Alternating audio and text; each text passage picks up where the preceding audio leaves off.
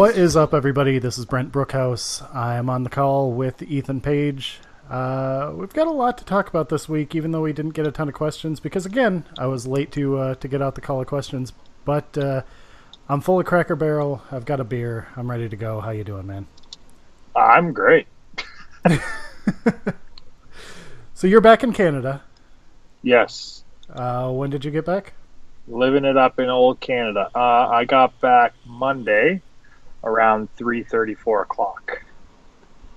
And it was your anniversary yesterday, yesterday being the 4th of July.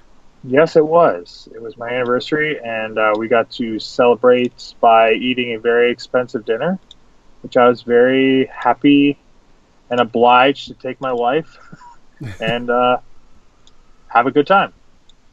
Well, good deal. Happy anniversary and happy return to Canada.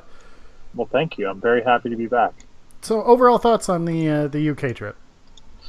Long, as always. No real complaints. Yeah, I not too much bad stuff to say. Yeah, I don't know. Excellent, excellent. Great segment we're having right now. Well, it was good because I had Josh Alexander, so I got to share the experience with him. I have 2 vlogs out right now. One I promoted, which did okay, and then I'm waiting a little bit to push the other one. I've got a lot going on via Twitter right now, so I'm a little swamped with in my mentions for some of the videos I just recently put out, which is a good thing. Right, and I'm interested to get there, but before we do that, I guess kind of let's just hit best moment of the UK trip. What was it? Tagging with Josh. Okay, was there? I guess, and overall, we had 3 very different and very awesome tag matches, and I hope people go out of their way to see them. I loved them. He loved them. Our opponents seemed to like them. And other than that, a big plus for me was I found a Spider-Punk action figure in London. So it was very cool. And now it's hanging on my wall, and I left the 22-pound price sticker on it just so that I can remind myself that I got that across the pond. All right. Very nice. Okay, so tagging with Josh, hanging out with Josh. Josh. That's the UK trip takeaway here today. Oh, what the hell? I don't know. I feel like I was expecting some, like, I don't know, this match was good, this... They were all good. I think the bigger story is that Monster Mafia debuted in the UK successfully, and fans are talking about it, which I'm very happy about. So I think that's the peak of, like, you asked for a general, what's my favorite thing, and now you're looking for specifics. You're kind of pissing me off right now. Fair enough. I guess on the Monster Mafia front, I mean, what is the plan there? I mean, is this like a full-time take the tag on the road kind of thing? Is that the ultimate idea? Well, I think right now Josh isn't doing any international stuff. American stuff. He's doing more international. So if we can do, like, just as an example, like an OTT, I'd love to, obviously, and England again, anytime, any place. So yeah, if we can, it'd be great. Alpha One, we have a tag match coming up on July 15th, and I think we have another tag match coming up on July 29th. So they're in the schedule. It's just making sure we can make this as often as possible. Yeah, and you had Josh keeping you honest with workouts, so that's something. Yeah, he did just tweet that I'm in top 5 strongest people he's been in the gym with. So kiss my ass. Yeah, I did see that. we did read some mean tweets last week, and maybe again this time, but I'm sure we can find him now. But he did refer damn. to you as one of the top 5 strongest dudes I've ever been in the gym with. Just a scary caveman in the gym. That's me. So there you go. That's me. Didn't know that. Wish he told me in person. Because we were discussing what he told me instead last week. Okay. It was you have no buzz, you're a jobber. Right. That was a great talk. Yeah, and I am very excited to get back to that. I do need to rewind also to last week real quick. Sure. Because there was some feedback after the show, and it related to the minor Twitter drama you had with apparently a trans person who you called bro, who then stated that you had misgendered her, and then other trans people kind of chiming in, and there was some questioning of the sincerity of the initial person and whether they were trolling or not. And also there was some feedback on the Josh Alexander would rape Rick Steiner thing. I feel like I should have done a better job personally of stating the importance of proper gendering and, maybe explaining why tossing around rape isn't a great word. I was exhausted. I know you were exhausted. I don't think it was I don't think that was the meat and potatoes of our discussion. I think it was me being annoyed of the lack of authenticity of this human being on Twitter. I know that it's not okay to misgender people. I just didn't like the fact that someone was trying to use that to stir the pot. That's what my focus was on. So if we skipped over the importance of it, I didn't mean that at all. Right, and that's kind of what I wanted to get to. When we recorded that, I was exhausted, which isn't an excuse because when I listened to it, I really did not enjoy that segment because it came off very, I don't know, just kind of flippant and... Yeah, but you know what? That's the risk we take doing this every single week. Right, but I mean, just given the diversity of our audience, I just want to make sure that it is put out that the issue is not that anybody thought it is okay, and I do not know this person, that the initial thing where you had problems with the authenticity, any of that. I don't know it. I don't know the full backstory. If they do feel that way, it sucks. There is a degree of seeing them brag on Twitter afterward to people about you misgendering them that feels, I don't know, a little icky to me. Yeah, come on. But, I just want to be super clear. It's not that either of us are okay with it. Right, okay with it or dismissive of the issues that, anybody faces. It's just I think maybe your feelings that it was someone looking to have an issue with you rather than, again, and I think we said it, but I think I know you. See, this is my problem. Hold on. This is my problem with the way things are going now. Both of us are good human beings. I know that, and I'm comfortable saying that out loud. It's not a bragging thing.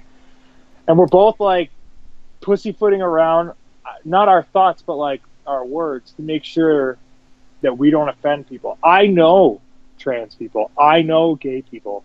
I know lesbians.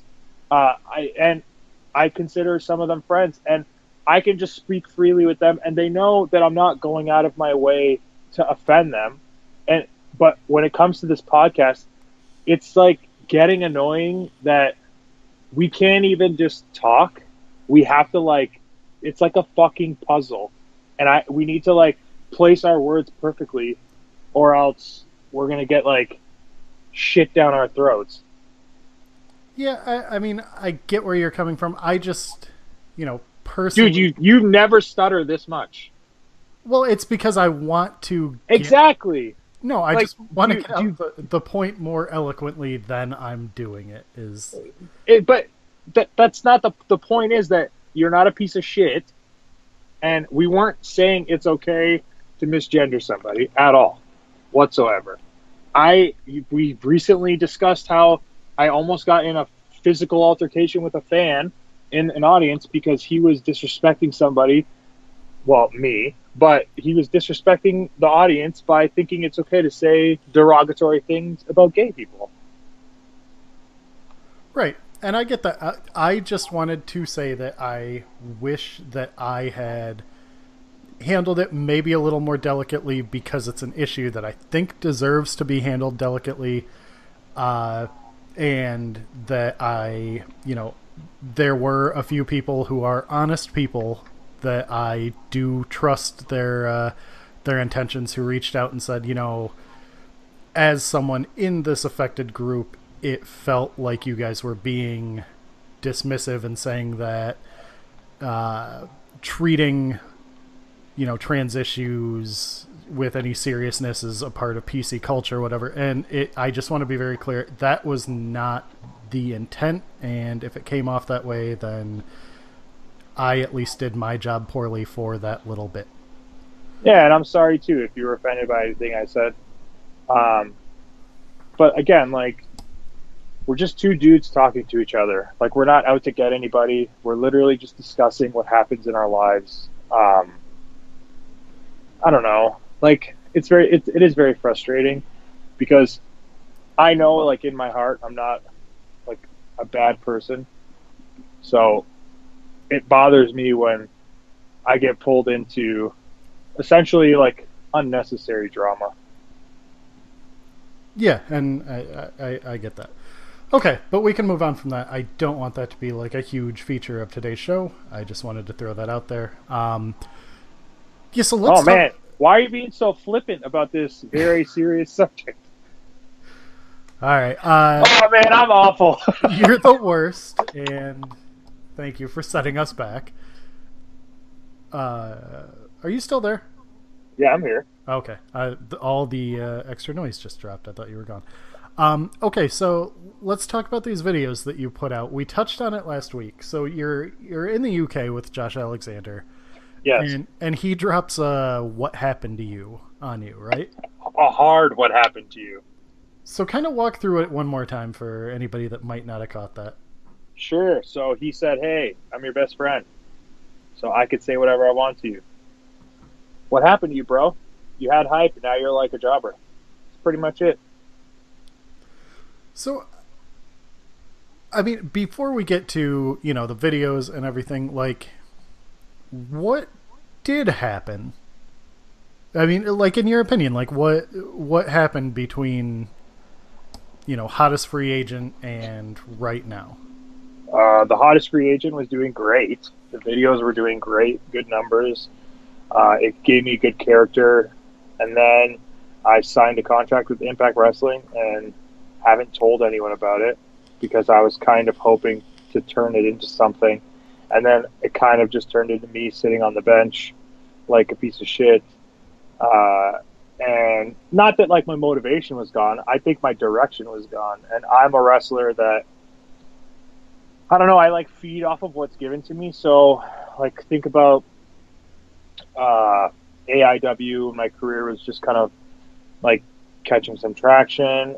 They pushed me as a heel, so I created this character, calling myself Jesus and whatever. So I focused on that, and that was like my character throughout the independents.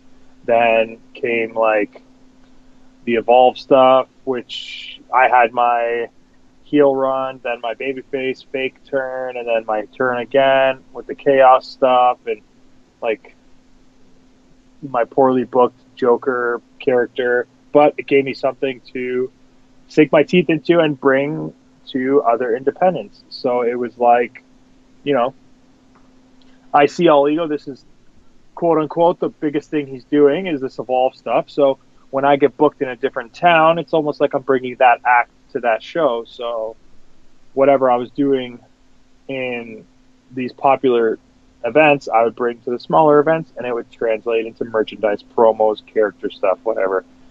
Then when I quit, I created my own character, which was great, which is the hottest free agent stuff. And then once I signed that contract, it was like, okay, now I'm doing this Chandler Park character on TV, which is nothing like what I'm doing. So what am I going to bring to the show? And I honestly think that that's when it started to fall apart, because I didn't really have any direction or like a home base. And I was more or less focusing on Alpha One Wrestling and anything that could keep me busy. So like I had the freelances, Limitless, Black Label Pro, AIW, and so on and so on. But no real direction, or like I personally wasn't bringing anything to the table because I wasn't really getting anything out of wrestling at the time. And then Josh called me out on it, and then I was like, well, I'll just create my own thing like I did with the hottest free agent thing, and just kind of focus on being All Ego and actually putting like some kind of meaning to it. And now it's not so much just like a cute name that I've had for a couple of years. I'm actually going to try and bring back what created Ethan Page and push that.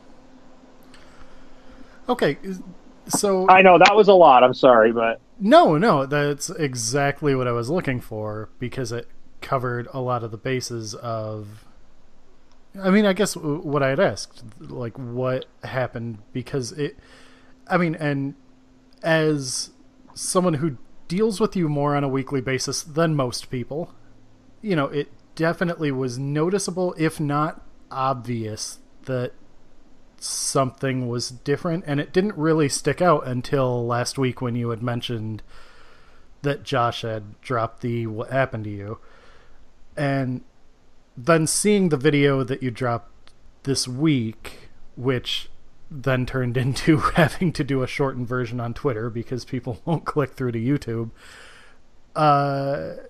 It was interesting in a like as a fan watching. There's interesting edge to the character and everything, and I can't say for sure, but there definitely was, I think something that stuck out once I was actually thinking about it was, in Evolve, your character had evolved to feel dangerous. Like, you would hurt Darby Allin, you would hurt Johnny Gargano. Like, these were things that were a part of your character. right. And then on, after the hottest free agent stuff kind of died down, it was a lot of comedy Ethan Page. Yeah, like I was just doing like shtick, haha, and like you have to remember too, like my body at the time was just fucked up. Like I ruptured a disc in my back during the whole Johnny Gargano thing, and then ever since then it's been a very slow like rebuild process. And it's like we've probably talked about this on the podcast before, but it's all very like hush hush, as in like I don't really tell people that I got hurt, and I've kind of just been like pushing through it because this is like my living. So if promoters start hearing that I'm injured, and there goes some potential bookings, but I'm great now, so I figured screw it, it's time to just go full force again. And you have to remember too, like I've been doing this for 11 years. Like, it's not that I got bored, but like it drains you. Like I've been like physically and mentally drained, that I was just on autopilot for probably a solid year. Yeah, I can see that. And I mean, I don't know if it's something you want to talk about, but was the Impact, that little bit of time that you did do things with Impact, was that kind of the intention, or is there like a disappointment level to that being, what has happened with them so far? No, like I, it's such a hard thing to answer without like getting either myself in shit or them in shit. It's just that there was supposed to be more, but I like, yeah, I don't really want to talk about it. That's uh, fine. I mean, the intentions are for me to continue to work with them. I mean, I am under contract, and I have like regular discussions with people in charge there, so it's not like they're not ignoring me. It's just I'm personally frustrated just the way things have been going because I feel like I have a talent that's being absolutely wasted. Uh, just not sitting on my couch because I keep busy. Like this year, I debuted in Japan. I've been a champion in England for a very long time. Just recently losing the title this past tour, and like professionally, I'm doing well. I just think that I lost a little bit of my edge, and it kind of stunted my creativity. And I think that that's been resparked after my friend told me that I suck.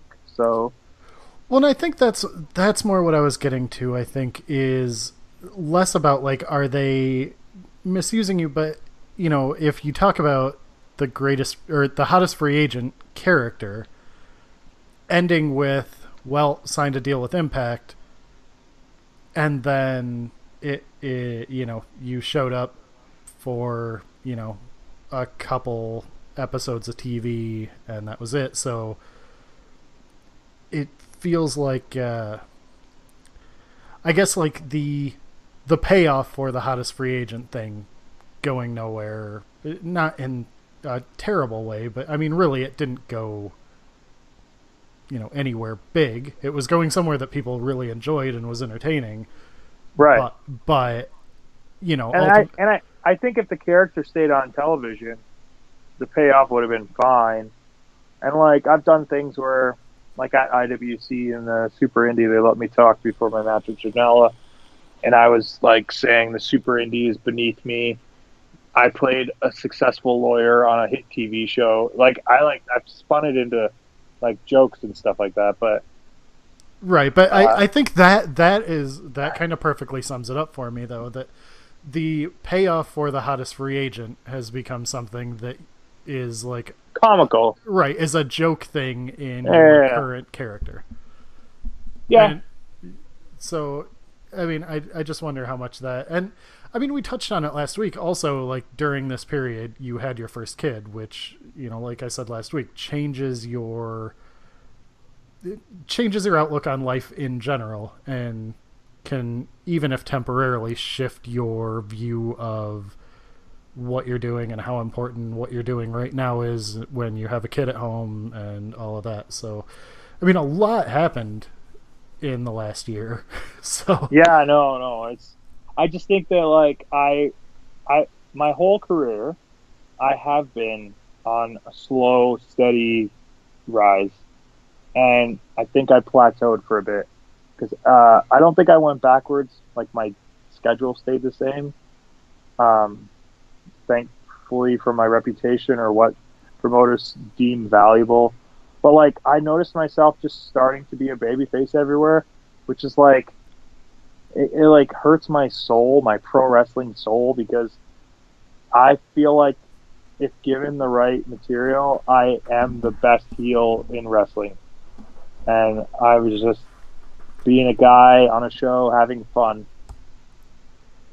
well, yeah, I think you don't, and God, I hate when it sounds like I'm just like kissing your ass, but you don't get the stuff with Gargano and the stuff with Darby and the stuff with Saber and everything. Like that doesn't happen if you're not good, very good at being a heel. Like Right. that doesn't happen. Right. And like I hate saying this out loud because it makes me seem like such a piece of shit, but like now Evolve has Darby Allin because of the Ethan Page character and my like skills either on the microphone or in the ring. That like Darby could have been picked from a pile and given to somebody else. And I'm not saying he wouldn't have succeeded in the long run, but like that's a very short amount of time in someone's career to have the rise that he had. And he'll even say it too, that he owes it to like our program and the way we work together.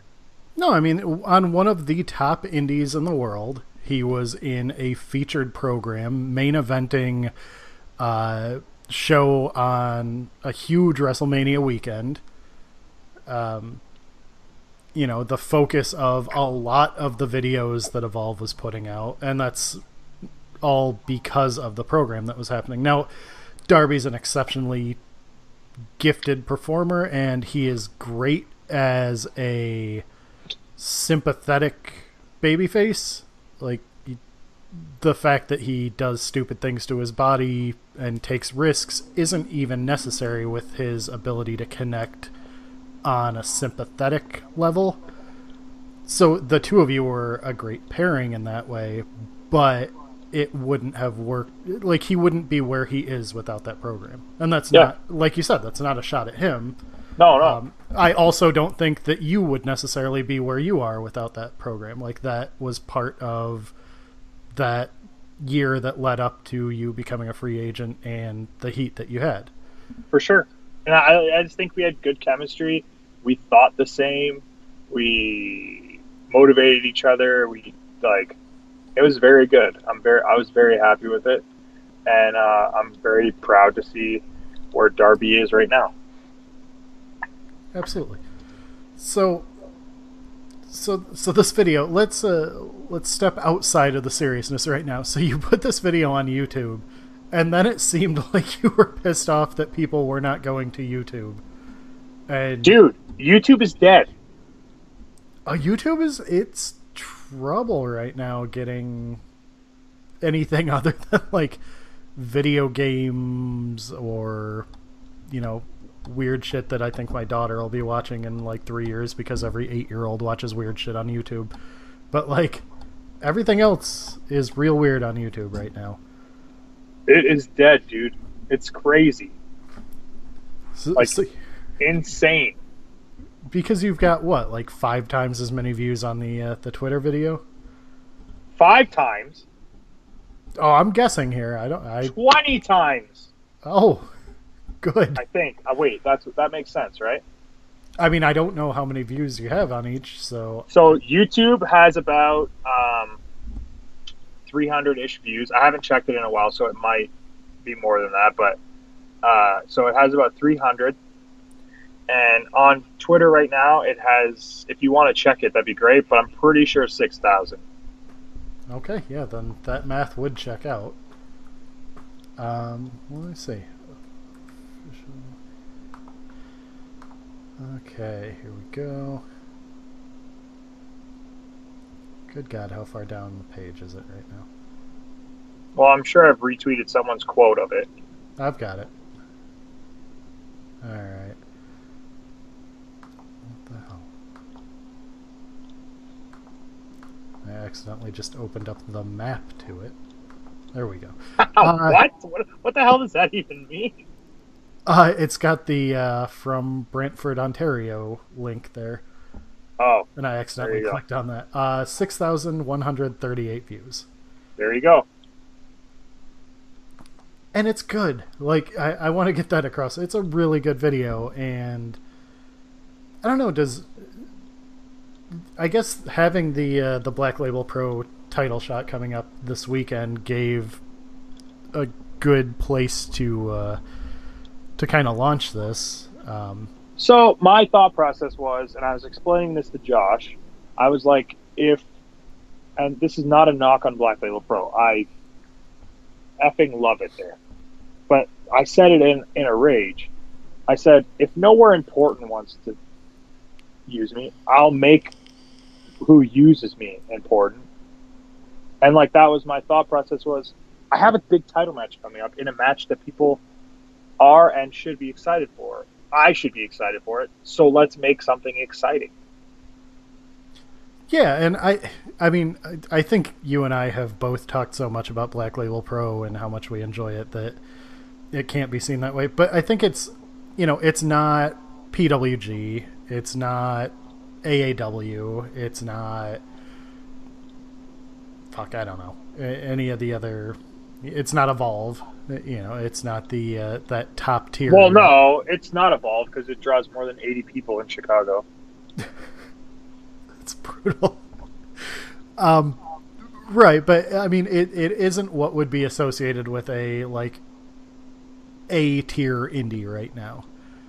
It's a very strong B tier that's getting more and more attention, and Mikey's willingness to try things and book weird but still good matchups is something that helps them tremendously, and I think they're going to continue growing at a very high rate.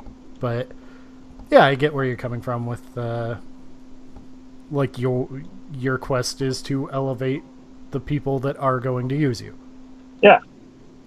And I mean, that's the relationship between wrestler and promotion, and how it should work is the promotion gives the wrestlers the platform, and then the wrestlers take advantage of the platform and hopefully make that platform bigger, and then the promotion with that bigger platform continues giving it to the wrestlers, and it goes back and forth. Right. So yeah, so that's this weekend. To be clear, you challenging Jordan Grace for the Black Label Pro Championship. No, that's wrong. That is not this weekend. No. That is next weekend. But I did just drop a video for this weekend coming for What Wrestling in Providence, Rhode Island that I also like. So, this is the thing, man. I'm going all in. No pun intended. I'm not actually on the show all in, but anyways, I'm gonna do my best to make everything that I'm doing seem like the most important show, because in reality it is, because this is how I have to feed my kids. So why am I not treating this like a job every day instead of just a day of the show? Yeah, I get that. The 4th of July really threw me off, because having that day off of work made me think like today is Monday, and that means Black Label Pro is this weekend in my mind, and it's not, which sucks, because that means I have to wait longer to go to the show. Yeah, but it's worth the wait. It absolutely is. So yeah, I guess that's just what I mean. It's really interesting to me, the spot you're in your career, and seeing you navigate it. And I don't know. I guess it took a good friend to tell you, hey, what the fuck happened? Yeah, very good friend, and I'm very grateful for that, honestly. And I'm very proud of what I'm going to accomplish in the next little while. So pay attention, because I've got some really big stuff lined up. And I was saying this to Josh too, is I hope to God that the saying is true, that when it rains it pours, and good stuff keeps happening. So pay attention to all ego. Good deal. So let's cover something else that got sent in. You were kind of asked, since you're successful as a promoter and performer, how do you deal with going and working in a promotion where maybe the promoter doesn't have that same sense of business? Maybe they're green and running shows, but they have a little bit of money. I guess how do you deal with the? And this question was phrased to us in a DM, and that means I'm not sure if I want to say who sent it, but I guess just how they phrased it was the ability to not always be all about yourself in a business where you can pretty much only depend on yourself. I guess just how do you deal with promoters who aren't up to your standards and levels as a performer and promoter? Does that make any sense? It makes sense. It's very confusing, but it makes sense. Honestly, it's really part of the game, especially now. Not everyone is going to think the way you think, and and do things the way you do it. So you kind of just got to suck it up and deal with it if you want to stay busy. Is there any part of you that like walks into these situations and just wants to be like, hey, I'll take over the show from here. I got it. Oh, I've done that with Matt Nix at Freelance many times. Because I really want that show to do well, because I love all the guys there.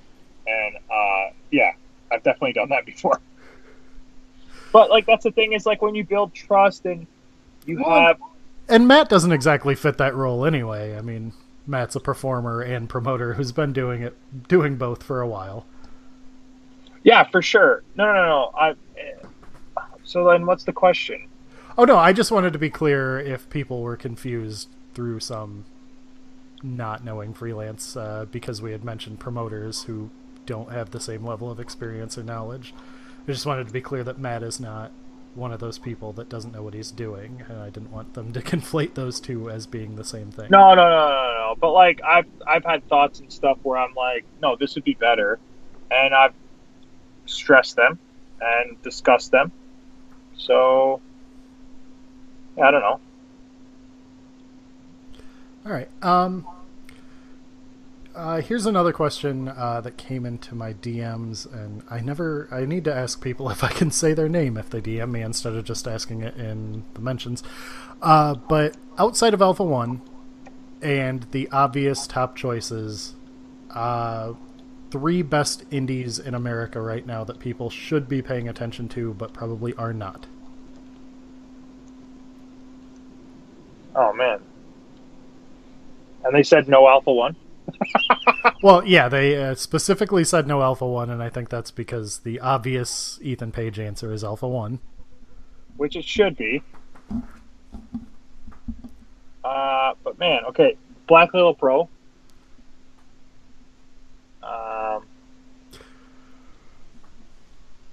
This just sparked me to ask something else when we're done. I have to not forget. Go ahead, ask me. How pissed are you that D'Lo Brown got booked for a Black Label Pro show that you're not on? Oh, I'm not pissed because I was supposed to wrestle him. Oh, God. So I'm so mad at my wife. What's going on that weekend? She bought tickets to go see Jay-Z and Beyonce, which, yes, I'm excited for. But, God damn it, woman. Because we've talked about that match so many times on this show. Yes. But I'm currently in negotiations with D'Lo Brown about coming to Alpha 1. Spoiler alert, so. Right. Never say never. Ethan Page's run in the Nation of Domination is possible. Oh, man. Okay, anyways. Okay, back to business. So Black Label? Black Label Pro. Limitless Wrestling. Good call. I haven't been there in a while, but who cares? Like, they deserve it. They deserve all the praise. They're doing amazing things. Obviously, GCW is doing phenomenal right now. I don't think I need to really boost their cred. C4 in Ottawa. They're flipping amazing. Is that 3? Yeah, you got it. Boom, done. Check them out. You know, let's rewind a couple of minutes to where you mentioned that you're not on All In. Oh, okay. Tying that into the main topic of today's show, going back to Hottest Free Agent period, is that a show that you expect to be on? In all honesty, I think if the show was run back during Hottest Free Agent period, I think I would be on the show. It's kind of what I thought. I don't know. That just wasn't real sure. Yeah, and I think that was a big thing of me trying to change people's perspectives of Ethan Page. Okay, fair enough. So let's hit on what you have coming up this weekend. Sure. So what do you have coming up this weekend? Dude, how funny was that, though? That's brilliant. Oh, man, that was so funny. So Saturday in Alabama, I have New South Wrestling. First time in Alabama, so I get to cross that one off the list.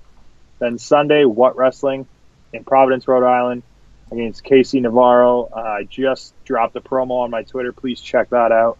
Again, I'm just lighting up the microphone. Well, there is no microphone in my hand, but you get the point. Yeah, please check it out. Anything that I have on Twitter that's coming up, please share it. I need to remind people how talented I am. It doesn't take much for you to click retweet or lie and say that I'm very good. It goes a long way. It is all about hearsay and bullshit. And I'm going to bullshit my way back into being one of the most talked about wrestlers in North America. All right. Sweet. Hey, before we get to plugging our shit and everything, I just want to throw out, usually I throw this in towards the end, and sometimes people, I would assume, cut out during the end ramblings and promo shit. Make sure that you're going to Cage Side Seats every day and checking out their content, because it's getting... their stuff is so good, and, you know, I'm doing the daily column there. My column today, people were saying, made them cry, so... Holy shit. All credit to me. Today was about sharing your love of wrestling with kids, even when it breaks their heart. I talked about watching wrestling with my dad, and that I watch wrestling with my daughter now, and I guess how Greatest Royal Rumble, when WWE didn't book any women because of Saudi Arabia and they couldn't, that was when my daughter stopped watching wrestling for a couple months because she, again, a 4-year-old at the time, looked at me and said, "What's wrong with being a girl?" and walked out of the room and, like, hated WWE for a while because she thought that there's something wrong with being a girl. But yeah, I'm really proud of that article that ran today, and there's new stuff from me every morning, so make sure that you're reading them. They are why we're able to do this podcast, so I just want to make sure to get a plug in for them a little on the early side today. Yeah, check it out. And Brent's a really good writer, so, like, not just this time, but check them out all the time. Yeah, absolutely. Yeah, so, man, we hit on that greatest free agent stuff, and I've been wanting to talk about that for a while, so very, very happy with that. Yeah, I think we are actually to the plug your shit thing, because I don't know that I want to dig into another topic and have to rush it. So, hey man, go ahead and plug your shit. Why do we have to rush it? We don't have to rush it. I've just become such a stickler for trying to not break that hour unless we're on an absolute roll. Yeah, why do you hate our listeners so much that you refuse to give them the attention that they deserve? Maybe I love our listeners and I don't want to spoil them because then they just become shitheads. Yeah, but that's who everybody is. This generation. I feel like such an old man. Yeah, well, I'm much older than you, so. Yeah, tell that to my gray hair that I found this morning. Oh, that's nothing new here. Oh, well, I feel sorry for you then. Oh man, you know, yeah. I'm not gonna lie. Like, I'm gonna be completely honest with you. Sometimes I dread doing this because it feels like work. This one felt great. Yeah, I like them better when they don't feel like work. Last week felt like work. Last week it was. Well, dude, like, you have to think. I was in England. You're on like a work trip.